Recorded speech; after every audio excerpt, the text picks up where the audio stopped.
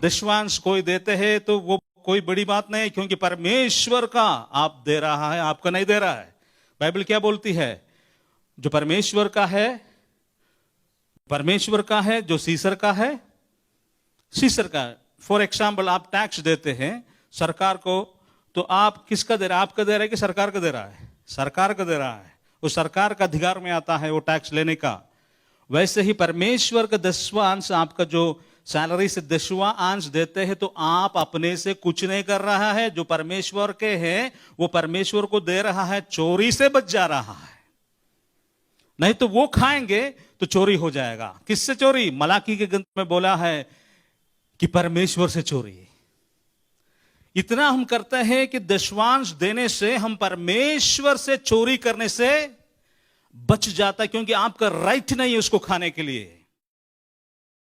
अरे दशवांश भी बहुत लोग नहीं देते हैं, वो तो बात अलग है। वो तो केवल उसको खाने को। एक बार एक सिस्टर से हमने बोला था, उसके पास अच्छे सैलरी था, कुछ उनका लॉस हो गया, एक बार पैसा का नुकसान हो गया। हमने बोला कि देखिए, आप प्रभु को देता है क्या? क्रिश्चियन है। कहाँ दे पाते हैं? अभी ऑलरेडी मेरे पास इतना कर्ज है, हमको देने के लिए बहुत लोगों को बाकी है, हम कर्ज में पड़े हुए, अब इसका ऊपर से हम प्रभु को कहां से देंगे? तो इसलिए भिखारी बन गया। प्रभु को नहीं देने से देख के देखो, परमेश्वर तुमको आशीष देगा। तेरा जिंदगी से कभी भी आर्थिक प्रॉब्लम सॉल्व नहीं होने वाला है जब तक तू हाथ खोल करके परमेश्वर को नहीं देगा। हालेलुया। दशवांश नहीं, मैं फिर से आपको बोल रहा हूं, दशवांश परमेश्वर का चीज आप दे रहा है। जब आप दशवांश, मान लीजिए 10,000 किसी का सैलरी है, उसमें से 1,000 आप प्रभु को दे रहा है, तो परमेश्वर को दे करके परमेश्वर का डिस्टर्बेंस क्लियर कर दिया। लेकिन जो 9,000 आपका बाकी जो बचता है, उसमें से यदि आप 1 रुपया एक्स्ट्रा देते हैं तो आपका दे रहा है। आप बोल सकते प्रभु मैंने आपको दिया है। दशवांश दे करके नहीं बोल सकता है मैं आपको दिया, क्योंकि प्रभु ने बोला वो प्रभु का है।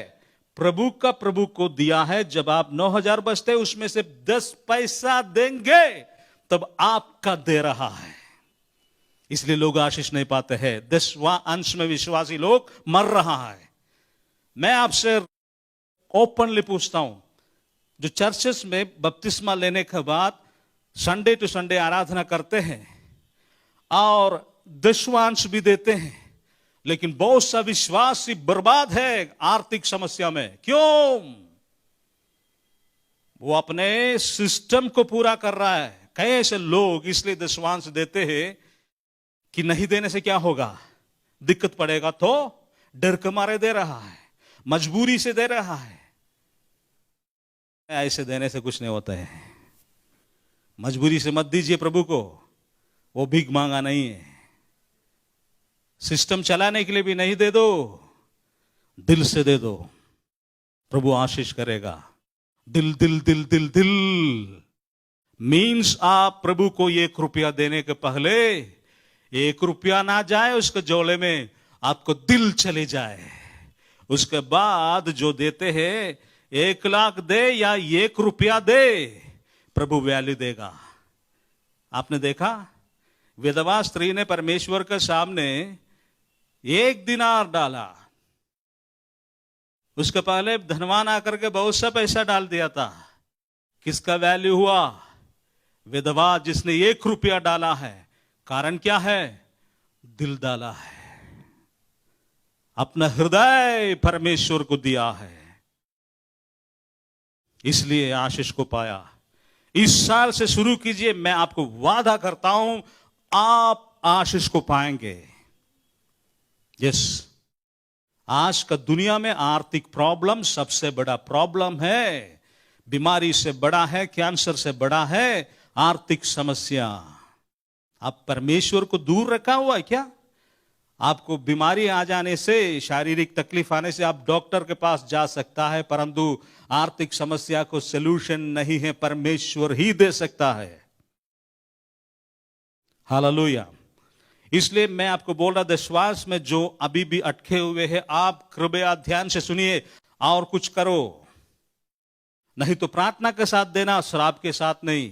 दशवांश भी देते हैं तो ले जा, ऐसे करके नहीं देना। हालेलुया। आपके दिल को वो देखते हैं कैसे दशमांश दे रहा, दशमांश भी देते हैं तो कैसे दे रहा है परमेश्वर देखेगा।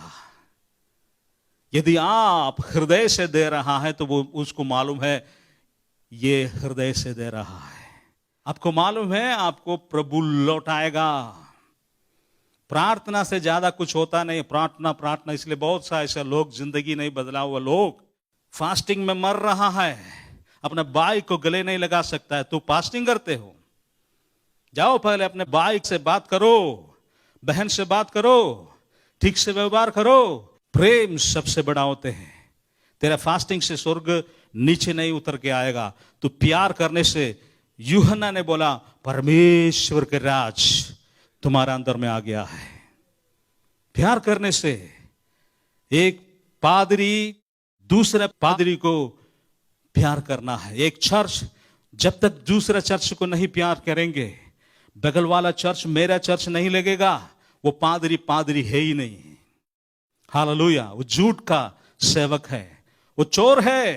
परमेश्वर का कलीसिया के अंदर घुस गया किसी तरह, और भेड़ों को वेश धारण करके वो भेड़िया है। कलीसिया के अंदर चोर लोग घुसे हुए हैं। मैं नहीं बोल रहा हूं, फिलिपी का ग्रंथ में, कुरिन्थियन का ग्रंथ में पौलुस ने बोला, मैं उसको रिपीट कर रहा हूं केवल। हमको किसी से नफरत नहीं है। आज शाम में आपका दिल को परमेश्वर आशीष करने के लिए जा रहा है।